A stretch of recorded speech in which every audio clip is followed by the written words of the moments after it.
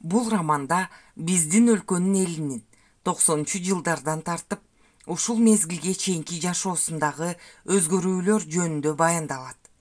Ал өзгөрүүлөр бири-бирин сүйгөн эки адамдын тагдыры аркылуу чагылдырылат. Турмуштун татаал жолдору экөөнү эки жака бөлүнүп кетүүгө аргасыз кылат.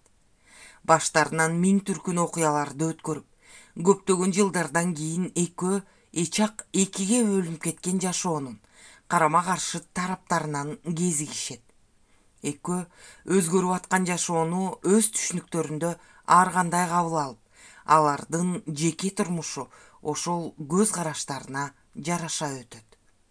Романдагы каармандардын көпчүлүгү жашоодон алынган образдар, окуялардын да көп бөлүгү турмуштан алынган. Мен болгону окуялар менен адамдардын тагдырларын бири-бирине байланыштырып, кызыктуу роман жазганга аракет кылдым.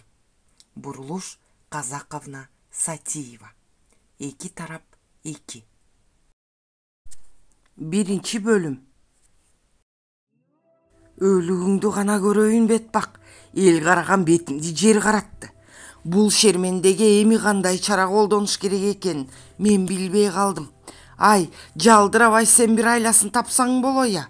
Жанында бүжүрөп отурган улуу келинин, жоон сандан аткаган Айжандын кайненеси шору шорподой катып күйүттүү бакырды. Демейде тилин жанып тибиреген келини бүгүн тилин жутуп койгондой. Кайненесин жалдырай тиктеп, ушул азыр ат кымак тургай кесип алса деле андан акыл чыкчу эмес. Айжандын кошунасына эгерде атчан бирөө келсе, дароо айт деп жакшылап сүйлөшүп койгон кемпир. Ал аял түнгө карабай Айжандыкына атчан киши келгенин айтып келген. Аны уккандан бери Айжандын кайненеси каарын чачып, уйкусу качып, ары бери басып жүрөт. Ий шорум, айла жок кантейин, өлүңдү көрөйүн, тирүүлөй ышырып жейт элем. Уулумдун баскан изинен айлансын ушул бетпак. Апа, көп эле капа боло бербесеңиз, эми 7 түндө кантип барабыз? Эртең менен эле берели ал шуркуянын азабын. Улуу келини мыңкылдады. Болбосо Кудай өзү берет анын азабын. Кудай өзү берет деп деле көр муну. Кемпир ансыз да коркуп турган келинди акчырая карады. Кудайың да кудуреттүүнүкү билгин келсе, тур, анын жазасын мен өзүм эле берем. Баламдан айлансын ошол бетпак. Жүрү, азыр эле барабыз. 7 түн болсо кайра жакшы, азыр үстүнөн чыгабыз. Тур. Каарына келген кемпир ордунан ыргып турду. Келинин ийининен аткый тургузуп, аттап буттай Айжандыкына бет алды. Ит абалап үргөнүнөн алмаз келип калдыбы деп терезеге үңүлгөн Айжан короодогу жарыктан кайненеси менен улуу абысынын келе жатышканын көрүп, жамандыктын жышаанын сезди. Булар жөн келе жатышкан жок. Түн ортосунда жөн келмек беле. Алар үйдөн арсарды көрсө сөз ырбап кетээрин түшүндү да. Кайненем келе жатат, сен бул жака кирип турчу, деп арсарды төркү бөлмөгө тыга салды. Аңгыча кайненеси да кирип келди. Айжандын жүгүнгөнүн алкамак тургай каргады. О, бетиңди урайын бетпак десе жүгүнбөй эле коймага. Мындан кийин сен менин келиним эмессиң, менин баламдан айлан шерменде, деп Айжанга тап берди. Жас оолундай болуп жанында турган улуу келини кайненесин колдон тарта калды. Апа, бир ачууңузду мага бериңизчи, жайынча эле сүйлөшөлү, деди жалооруй. Айжандын да чапчаң мүнөзүн билген келин ушул жерден ит жыгылыш болуп кетеби деп коркту. Ай, сен какмар, тартчы колуңду. Ушундай бетпак менен кантип жай отуруп сүйлөшөм мен я? Келинин түрттү кемпир. Эмне жөнүндө сөз болуп атканын айдан ачык түшүнсө да, Айжан билмексен болуп, апа, эмнеге мынча ачууландыңыз? Айтсаңыз боло, кайсы кылган күнөөм үчүн ушинтип жатасыз? Деп сурады өзүн сабырдуу кармап. Өлүң көрөйүн шерменде. Сен күнөөңдү алигиче биле элексиңби? Сенин кылыктарыңдын баарын күнөө эмес деп эсептейсиңби?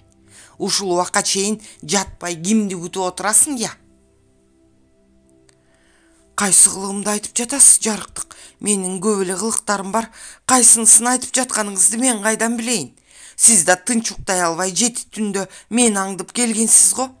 Айжан кер какшып калды кемпирди. Кемпирдин ого бетер ызасы кайнады. Жанагы сасыган ичкичтин баласы менен коюндаш болуп жүргөн кылыгыңды айтып жатам бетпак. Же сен аны танасыңбы? Сасыган ичкич дегениңиз ким ботом? Айжан ант корсуду. Айван десе, коюндаш болуп жүргөнүңдүн кимдин баласы экенин да билбейсиң го сен. Же сага баары бирби? Сага эркек эле болсо болду экен да, Мен азыр сага айтып берем күнөөңдү. Же өзүңдүн актыгыңды далилдеп бер, же болбосо үйдөн чыгып ошол какмарга барып кирип ал. Айта бериңиз. Күнөөм болсо мойнума алам. Айжан кесе жооп берди. Анда эмесе угуп тур. Жанагы өйүздөгү айылдан Сабырбек колукту алчуда келип чуу салган неме. Сенин үйүңө ат тезегин кургатпай келип калыптыр. Тигине, аттын тезеги алигиче кургабай жатат короңдо. Аны кантип танасың? Же сен короңго жылкы багып калдың беле? Кемпир Айжанды жутуп жиберчүдөй бакырды. Айжан көп коңчукпай турду. Ооба, бул сөзүңүз чындык. Ким жеткирип барса да туура айтыптыр. Айжан абысынын көзүнүн кыйыгы менен карап койду. Бирок эч кебелбеди. Анда мындай жоопту күтпөгөн кемпир бир саам далдырап калды. Бетпак, ушуну угат билим кокуй, деп стол үстүндө турган табакты ала калып, Айжанды көздөй ыргытып жиберди. Табак Айжанга тийбей тамга барып бир тийип, жерге каңгырап түштү. Айжандын кыжыры келе түштү. Ушул жерден бир аталоо баарын бүтүргүсү келди. Болду, эми жетишет. Эмиле өзүңүз айттыңыз го, менин келиним эмессиң деп. Демек, сиз да менин кайненем эмессиз. Эми биз чоочун адамдарбыз. Ушундай болгону баарыбызга жакшы болду. Эми мени урууга акыңыз жок сиздин. Чыкса, чыгып кетем, деди Айжан кайненесине тике карап. Мен сага акыны көрсөтөм, бетиңди чарыктай тутуп туруп жолго салам. Болбосо өз колум менен мууздайм, деп бакырган кемпир тегерегин алактай карап, стол үстүндөгү оор вазаны колуна ала калды. Айжан да карап калган жок. Ал колуна кичинекей отургучту ала калып: "Болдуңуз эми. Менин да аяна турган жаным жок. Мен чыгып кетем үйдөн. Азыр эле чыгам", деп кыйкырды. Ортодо турган абысынын үрөйү учуп, экөөнү алмак-салмак карай берди. "Жогол, барып ошол тентиген ичкичтин баласына кирип ал. Ошондо көрөм жашооңду", деп кыйкырды кемпир. "Силер үчүн ал тентиген ичкичтин баласы болсо, мен үчүн бул ааламда андан өткөн жакшы адам жок.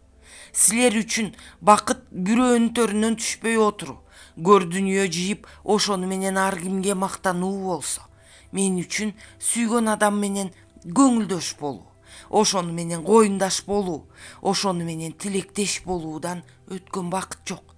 Түшүндүңөрбү? Жок, силер мени кайдан түшүнбөк элеңер. Биз таптакыр башка адамдарбыз. Мен эми кармасаңар да турбайм бул үйгө.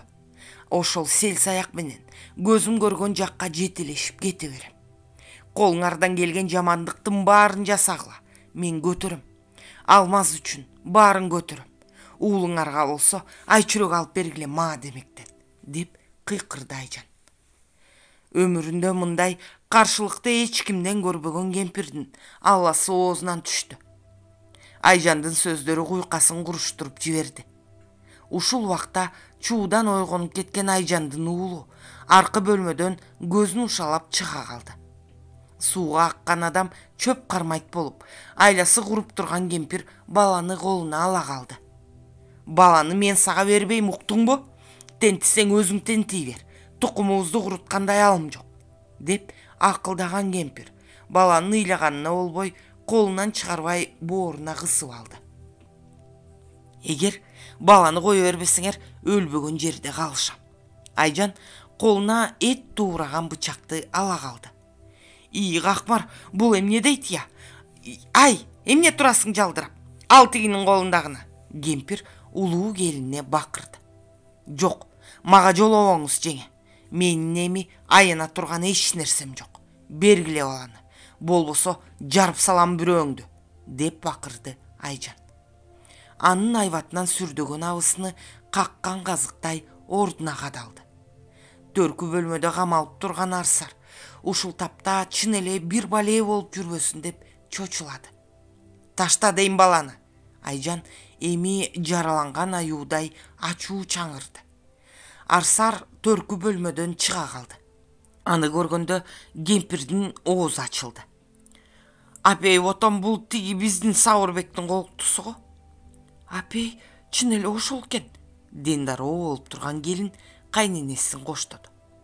Мунусу кайдан жүрөт бул жерде? Эки шүмшүк бириккен тура. Кемпир мөрөй колуна тийген немече сүйлөдү. Арсар жини менен кемпирди акшырая карады. Айжан, кой, буларга теңелгенде болбойт, берчи. Арсар Айжандын колундагы бычакты акырын алды. Кемпир баланы колунан жерге түшүрүп: Ай, бас, бул экөөнө киши ээрчитип келбесек болбойт. Элди чакырып келип булардын абийирин айрандай төкпөсөк болбойт. Улуу келинин алка жакадан алып, делдеңдетип сүйрөп чыкты үйдөн. Айжан менен Арсар бир саам үндөбөй тиктешип турушту. Айжан, мен бул жерден тезирээк кетпесем болбойт. Кайненең киши ээрчитип келсе соо коюшпайт калар мени. Арсар биринчи эсине келди. Арсар, мен да кетишим керек бул жерден. Алар мени соо коет дейсиңби? Алар баламды тартып алышып, мени ким көрдү кылып коюшу мүмкүн. Мен эми байласа да тура албайм бул үйгө. Мени бир аз күтө турчу. Мен тез эле даяр болом, деп өтүндү Айжан Арсардан. Айжан тез эле даяр болду. Айжан баласын колуна көтөрүп, Арсар түйүнчөктү көтөрүп, экөө жүгүргөн тейден чоң сайды көздөй бет алышты. Айылдан бир топ алыстап кеткен соң, экөө үйдөй болгон чоң бадалдын түбүнө күшүлдөй отуруп калышты. Демдери басылгыча далайга унчукпай отурушту. Айжан, тилер алмазды кармап алышса эмне болот? Арсар биринчи унчукту. Алмаз аларга оңой менен кармата койбос, бирок ал эми бизди издеп бара болот го. Ооба, ошентет го. Бирок тигилерге кармалып калбаса эле болду. Кудай сактаса экен эми аны. Экөө кайрадан унчукпай ойлонуп калышты. Бир убакта Арсар баятан жүрөгүн өйгөн суроону берди. Айжан, сен кайненең чындыкты айттыбы? Я, эмне дейсиң? Кайсы чындыкты? Айжан адегенде Арсардын суроосуна түшүнгөн жок.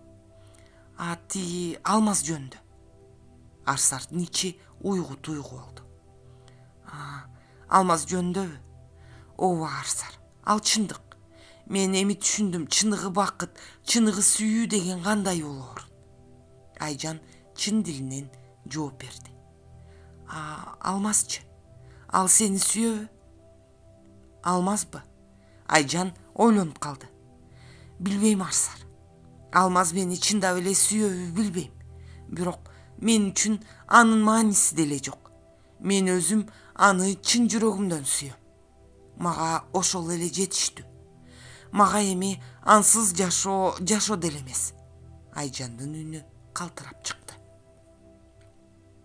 Түшүнөм. Арсар аргасыз оор үшкүрүп алды. Айжан алдан эни шексигендей Арсарды карап калды. Арсар, мен Алмаз экөөң жөнүндө да укканым бар. Алмаз өзү айтып берген мага баарын. Бирок мен Алмазга сен күйөөгө тийип кеткенден кийин жолуктум. Эми сен аны күнөөлөбө, деди Айжан. Жок Айжан, мен эч кимди күнөөлөгүм келбейт. Алмазды күтө албаган күнөө менин өзүмдө. Мен эми Алмаздын бактылуу болушун гана каалайм. Алмаз сендей жакшы адамга кабылганына мен ал түгүл кубанычтамын. Арсар Айжандын көзүнө карады. Рахмат сага Арсар. Мен Алмазды бактылуу кылууга колумдан келгендин баарын жасайм. Мен аны чынында эле сүйөм. Мен бул күйөөмө айлам жоктон эле тийгем. Кийин балким сүйүү өзү келээр деп ойлогом. Бирок андай болгон жок. Ошентсе да ушул жерге келгениме эч өкүнбөйм. Себеби мен башка жакта болсом, Алмазды кезиктирбей калышым мүмкүн эле да.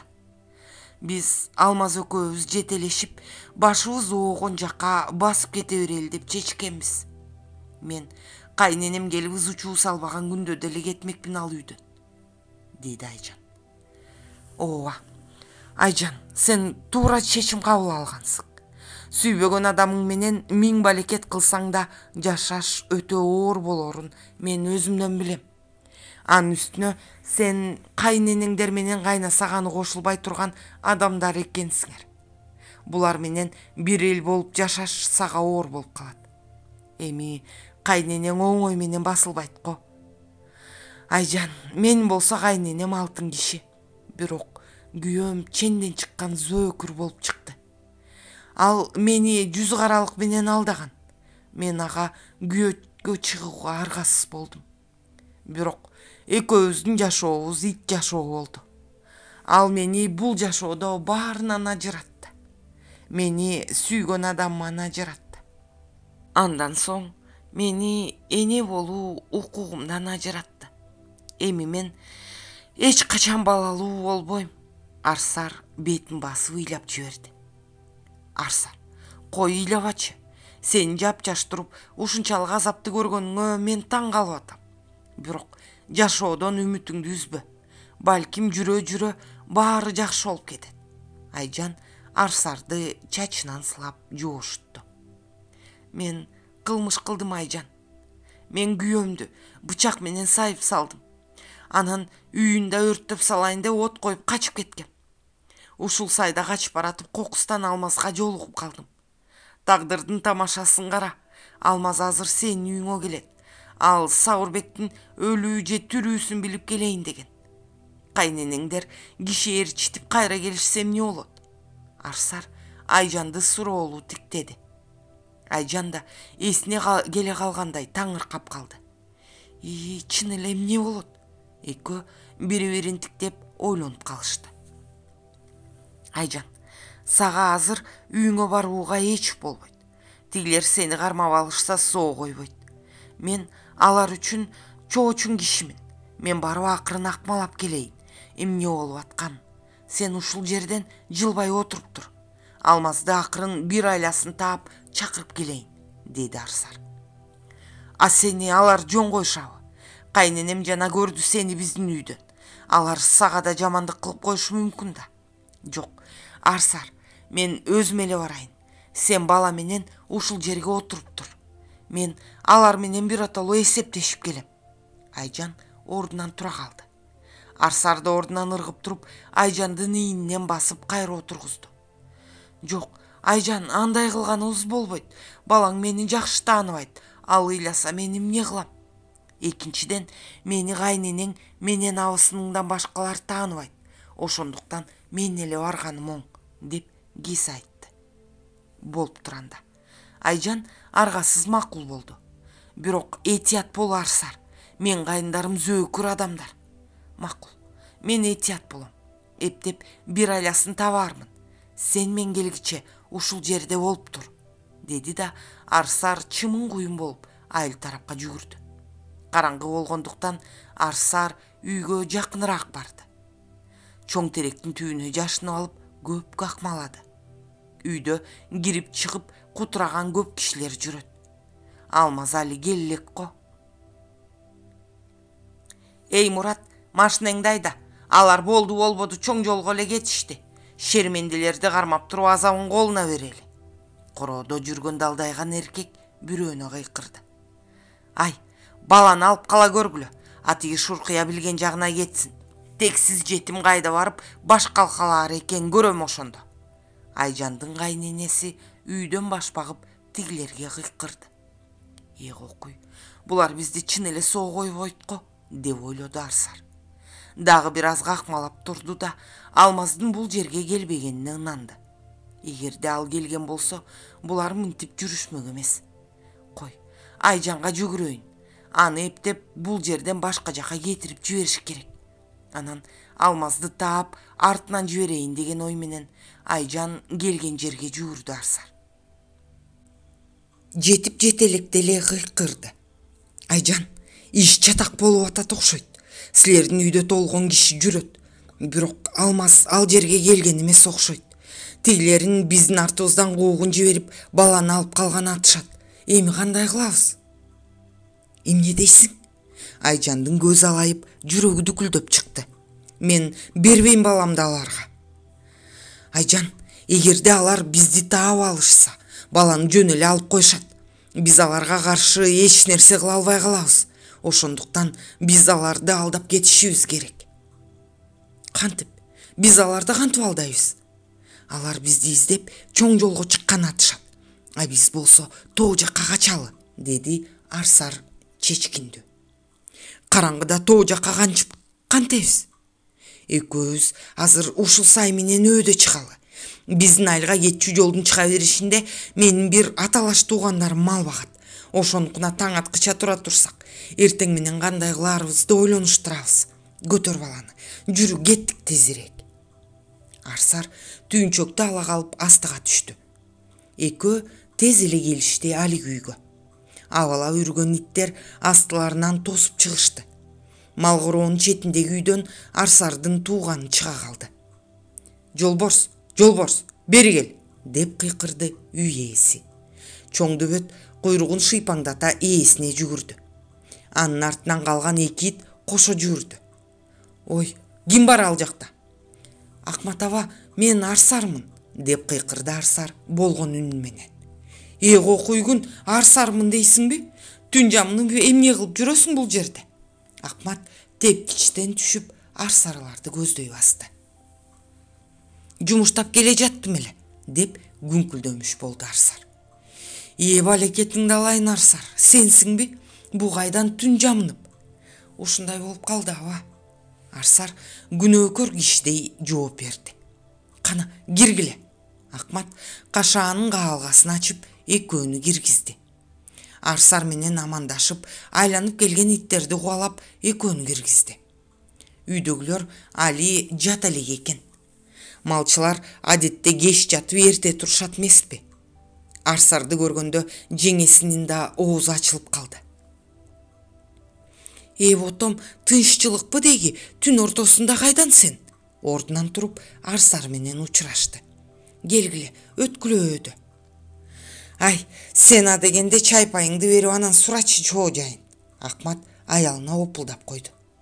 Экөө өздөрүн оңтойсуз сезип, жеңеси жая салган көрпөгө отурушту. Айжандын баласы уктап калган экен. Аны жаткырып коюшту. Ай, силер тартынбай кенен отургула. Арсар, үйдөгүлөр аман эсен турушабы? Момун абам кандай? Алардан кабар алып атасыңбы? Силер азыр кайсы айылдан келе жатасыңар? Деп сурады Акмат тигилердин маңдайына комдоно отуруп. Булар турган жер эки айылдын ортосу болгондуктан азыр булар кайсы тараптан келе жатышканын билгиси келди. Биз азыр тиги айылдан келе жатабыз. Атамдардыкына бара жаттык эле, кечирээк чыгып алыптырбыз. Жолдон коркуп силердикине конуп кетүүнү чечтик, деди Арсар нымшып. Ошондой де. Тиги күйөө бала менен кайындарың жакшы турушабы? Жакшы аба, баары жакшы. Тынччылык эле болсо болду. Биздикине ушинтип көптөр келет. Ырас үйүбүз эки айылдын ортосунда болуп калган жакшы болду, деди Акмат шайдоот. Жеңеси арыдан бери чай даярдап жиберди. Бул келин ким болот? Деп сурады жеңеси чыдамы түгөнүп. Бул келин менин эң жакын досум болот. Ата Айжан, бул дагы төркүнүнө бара жаткан. Экөөбүз чогуу чыкканбыз, деп салды Арсар оюна келген. Демек бул келин да биздин айылдык экен да. Кимдин кызы болосуң кагылайын? Акмат Айжанды бүшүркөй карады. Айжан эмне дээрин билбей буйдалып калды. Бул тигил апал жеңемди билесизби? Ошонун сиңдиси болот. Өз төркүнү жондогу айыл. Арсар шашылып Айжандын ордуна жооп бере салды. Ошондой де. Ичкиле чайдан. Апал жеңем жараган жакшы адам. Анын сиңдиси болсо жакшы анда. Ошентип эптеп айласын таап, ал түнү Акмат абасыныкына конуп калышты. Экөөнү төркү бөлмөгө төшөк салып беришти. Экөө жатмыш болуп, жарыкты өчүрүп коюшуп, шыбыраша башташты. Айжан, эртең менен эрте чыгып кетишибиз керек бул жерден. Абам биздин чын абалыбызды билсе жаман көрөт го. Ооба, мен да ошентип ойлоп атам. А сен азамат экенсиң, сөз таап кеттиң. Менин жүрөгүм таманыма түшүп кетпеди үйжөн эле. Чынымды айтсам, өзүм да билбей калдым эмне деп атканымды. Иши кылса оюма келе калганды айттым. Эртең менен булар тура электе туруп, абдан шашып атабыз деп кетип калалы. Бирок кеткенде кайда барабыз? Экөө дымырап көп ойлонуп калышты. Эртерээк чоң жолго чыгып, бир жака кете турганыбыз оңго, бирок каяка кетебиз? Арсар суроолуу карады. Чоң жолдон тигилер бизди кармап алышпайбы? Алар бизди азыр издеп жүрүшөт ал жактан. Эртең менен деле бара коюшпас. Бул жерге тура албайбыз. Биздин айылга да бара албайбыз. Алар бизди эртең ошол жактан издеши мүмкүн. Айжан, сенин бара турган жериң барбы? Жок, Арсар, мен томолой жетим болсом кимге бармак элем? Айжандын көзүнө жаш тегерене түштү. Айжандын жүрөгүн оортуп алганына Арсардын да ичи ооруп калды. Куураган жаным, эмне деп атам? Арсар, менде акча бар. Шаар жака кете турсак кандай болот? Ал жактан эптеп бир айласын табарбыз. Айжан Арсарды жалоорубай карады. Шааргабы? Ал жактан эмне кылып күн көрөбүз? Амага шаарда эмне бар? Менин күйөөм өлбөй калса бир кеп. Эгерде күйөөм өлүп калган болсо, мени милициялар издейт да. Менин бул жерде эле калганым оңго. Сен эмне деп атасың, Арсар? Милициялар сени кармаса, камап коюшат да. Ооба, камап коюшат. Бирок эми мага баары бир. Мен күйөөмдү сайганыма эч өкүнбөйм. Колум менен кылганымды мойнум менен тартам да. Арсар оору үшкүрдү. Арсар, сен антип айтпачы. Түрмө деген жаман нерсе болсо керек. Сен кантип түрмөгө отурасың? Менде башка айла жок. Милициялар мени кайдан болсо да табышат.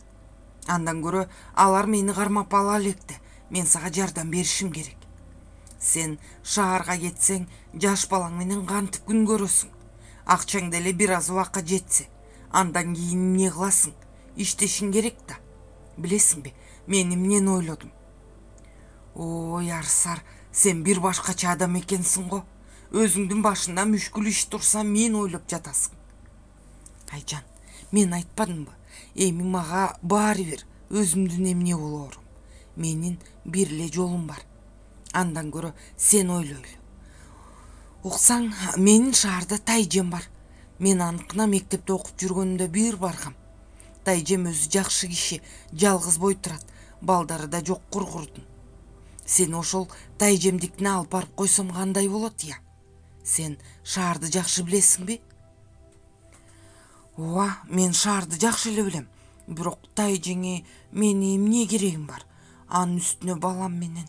Айжан оңтойсузданды. Бизде андан башка арга жок, Айжан. Мени баары бир кармашат. Кармалгычакты мен силерди ошол тайжемдикине алып барып келейин. Андан ар жагын көрө жатарбыз, макулбу? Мен келээрим менен алмазды силерге жиберем. Арсар, балким сенин күйөөң өлбөй калган болсо, милициялар сени издейди эле койбос. Сен биз менен эле болсоң кандай болот? Сен бул жакка кайра келсең, күйөөң сага жашоо бербейт го? Жок, Айжан, мен эми күйөөмдөн коркпойм. Эгерде ал өлбөй калган болсо, мен аны менен ажырашам да башка жака кетем. Сени болса дегенде ошол тайжемдикине алып барып коеюн. Анан Алмазга сенин дарегиңди айтсам, ал силерди табат да.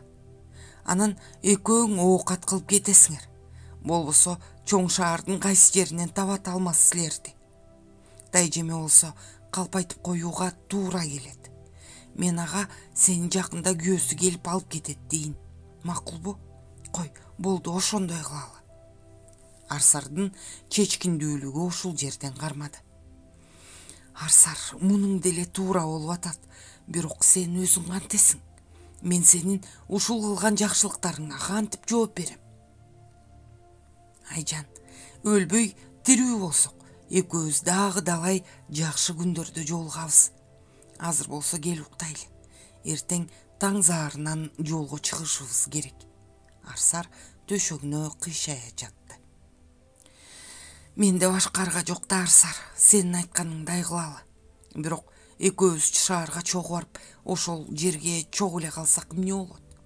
Айжан чындап эле Арсардан ажырагысы келген жок. Айжан, эмнеси болсо да бара көрөлү. Милициялар мени издей турган болсо, ошол жерден деле таап алышат акыры. Балким чын эле ошол жерде чогуу тура турганыбыз оң болор. Бирок Алмаз сени кантип табат, мен кайра келбей койсом. А биз ага дарегибизди билдиргендин амалын да ойлоп табарбыз.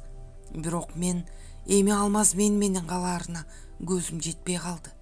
Айжан жүрөгүнө пайда болгон бүдөмүктү айтты. Неге? Сен эмнеге антип ойлоп атасың?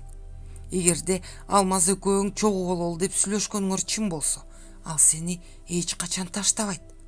Арсар Айжандын оюндагысын түшүнгөн жок. Арсар, мен азыр түшүнүп атам. Көрсө Алмаз ушул убакка чейин сени сүйөт экен. Ооба, ал мага чогуу бололу деген. Бирок ал анда сени бир аталоо жоготтум деп ойлогон. Ал мага эч качан сүйөм деп айткан эмес. Ал балким мени жөн эле жакшы көрүп калса керек, бирок сүйгөн эмес. Ооба, Арсар, ал бир гана сени сүйгөн. Мен эми түшүндүм. Ал сени эмнеге ушунча сүйөрүн. Сенин ушундай ак жүрөк адам болгонуң үчүн сүйсө керек. Айжан болгон оюн бир дем менен айтып алды. Айжан, сен эмне деп атасың? Ооба, бир кезде Алмаз экөөбүз бири-бирибизди сүйгөнбүз. Бири-бирибизди эч качан таштабайбыз деп антташканбыз. Бирок мен ошол сөзүмө турган жокмун. Мен аны таштап кеттим. Түшүнүп атасыңбы? Сүйүүсүн сактай албаган адам сүйүүгө татыктуу эмес. Алмаз мени сүйө албайт эми. Менин анда эч кандай акым жок. Эми сен аны бактылуу кылышың керек, Айжан. Билбейм, Арсар, эми мен өзүмдү куюшканга кылып чылган адам катары сезип атам. Мен эми Алмаз экөөңдүн ортоңо туруп алгандаймын. Айжан, сен антип ойлобо. Алмаз экөөбүздүн ортобузда азыр бир нерсе болушу мүмкүн эмес. Биздин сүйүүбүз өчкөн. Мен аны өз колум менен өчүргөм.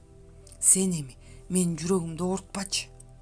Мен азыр да болсо Алмаз үчүн жакшылык кылып, өз күнөөмдү бир аз болсо да актагым келет. Сен менин айтканыма көнсөң, мага ошондой мүмкүнчүлүк берген болосуң. Мен суранам сенден.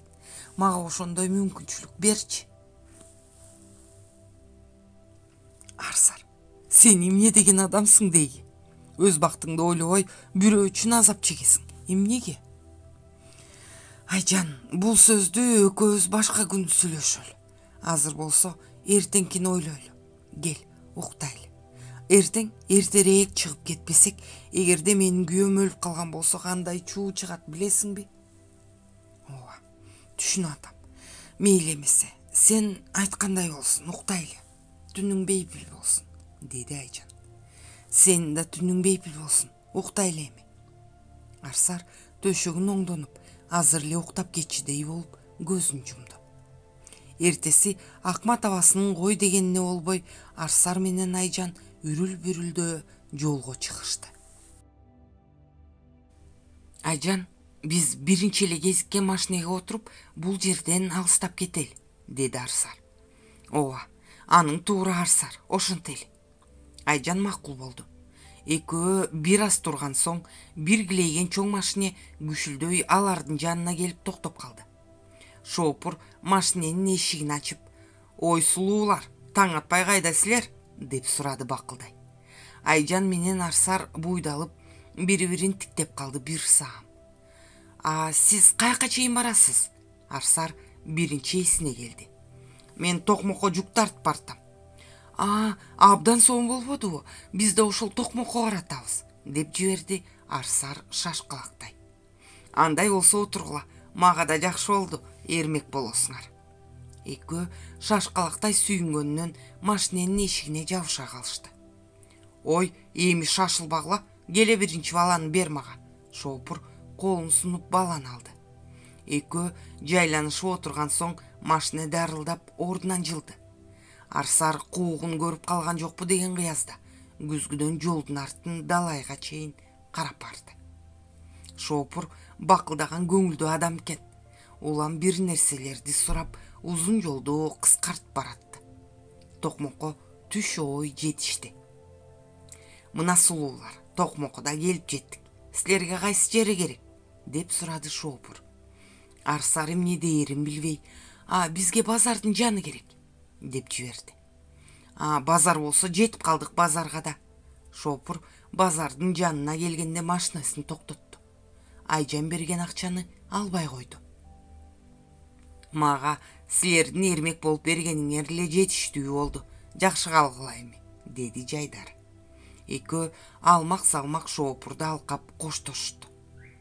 Мен Токмоктун ушунча алыс экенин билбептирмин. Арсар тегерегин карап таң калды. Сен мурун шаарга келип көргөн эмес белең? Бала кезимде апам экөөбүз Тайжемдикине келгенбиз бир жолу, андан башка келе элекмин. Экөө эми кайда барышаарын билбей эки жагын карап көпкө турушту. Эми кандай кылабыз? Деди Айжан Арсарды карап. Билбейм Айжан. Базардан түшпөй бекеттен түшсөк болмок экен да. Ал жерден шаарга кетчү автобуска отурат элек да. Эмнеге базар керек дедим. Арсар, бекетке барчу автобустар деле бар болуш керек, сураштырып көрөлчү. Айжан, шаарга барганыбыз менен мен Тайжемдин үйүн жакшы деле билбей калдым. Сауле жеңеме телефон чалып, Тайжемдин дарегин сурап көрбөйлүбү? Бирок кайсы жерден чалабыз? Почтага барыш керек, деди Айжан. Экөө почтанын дарегин сураштырып таап, Сауле жеңесине телефон чалды Арсар. Айжан, иш чатак, тигилер мени издеп үйгө келишиптир, деди Арсар сүйлөшүп бүткөн соң сабырсыз. Я, кимдер келишиптир? Милисаларбы же кайындарыңбы? Күйөөм менен кайным келишиптир. Арсардын өңү бозоруп чыкты. Демек ал өлгөн эмес экен да. Не сүйүнөрүн билбей, не күйүнөрүн билбей туруп калды Айжан. Арсар дендароо болуп ойлонуп тура берди. Ал Жексур өлбөптүр. Күйөөсүнүн өлбөй калганына чындап эле кейиди Арсар. Азыр эле дароо барып өлтүрүп салгысы келди. Арсар, анча көп ойлонбосоң эми. Балким анын өлбөй калганы жакшы болду. Мейли, жүрө берсин тентирип. Сен эми өзүңдүн тагдырың жөнүндө ойло Арсар. Эми сен кайра айылга барганың болбойт го деп ойлоп атам, деди Айжан Арсарды акырын ийинден кармап. Арсар үндөбөй дагы далайга турду. Ооба, Айжан, мен эми айылга барганымдын кажети жок. Күйөөм мага эми тынч жашоо бербейт. Ал эч нерсе болбогон адамча жөн эле уруша кеткенбиз, качып кетип жок деп айтыптыр үйдөгүлөргө. Демек ал мени кайра алып кетем деген ой менен келген. Ооба, мен эми кайра айылга барганым болбойт. Арсар тунжурап калды. Арсар, күн кечте электе бир орун табалы. Калганын анан ойлонуштурабыз. Бекетке барышыбыз керек го эртерээк. Айжан Арсарды акырын колунан тартты.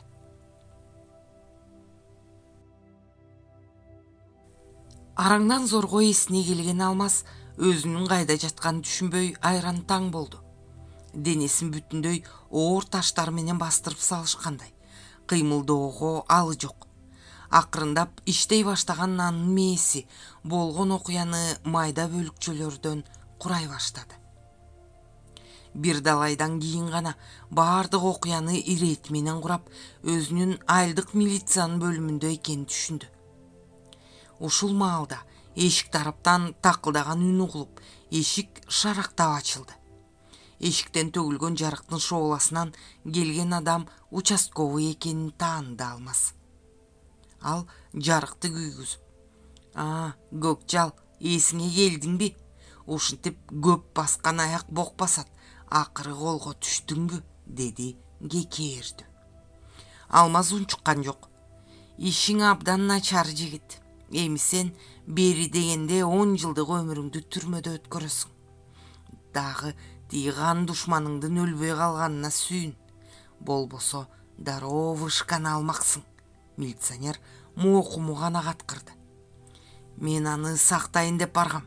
Анда итти өлтүргөндөн мага эмне пайда? Алмаз тигинин каткырганына кыжыры келди. Эмне? Сактаганы дейсиңби? Койсоңчу кайдагы бир жомогуңду. Эгерде сен аны сактаганы барсаң, анда аны ким сайды? Үйдү ким өрттөгөнгө аракет кылды? Милиционер Алмазга жакын келип, анын бетине үңүлө карады. Эмне? Жообуң жокпу буга? Алмаз чын эле анын бул суроосуна жооп бере албай буйдалып калды. Анын баарын кылган анын аялы деп айтууга анын кудурети жетпеди. Кызык, эми буга кандай жооп беришим керек? Арсарды кантип айтам? Эмне? Тилиңди жутуп алдыңбы? Айтпайсыңбы ким кылганын? Сен эмне? Элдин баарын көкмээ көрөсүңбү? Сабыр беке сенден башка эч ким өчөшпөйт.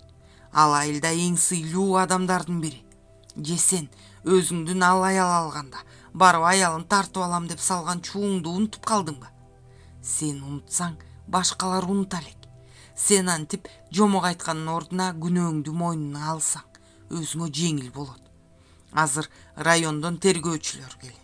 Тур ордундан, деп кыйкырды милиционер. Алмаз ордунан туруп, ар жакта турган отуруучка отурду. Колуна салып койгон кишен билегинен өтүп жүдөттү. Эми кандай кылышым керек? Чын эле мен өзүмдүн күнөөлүү эмес экенимди далилдеш үчүн Арсарды күнөөгө жыгып беришим керек да. Кандай кылышым керек?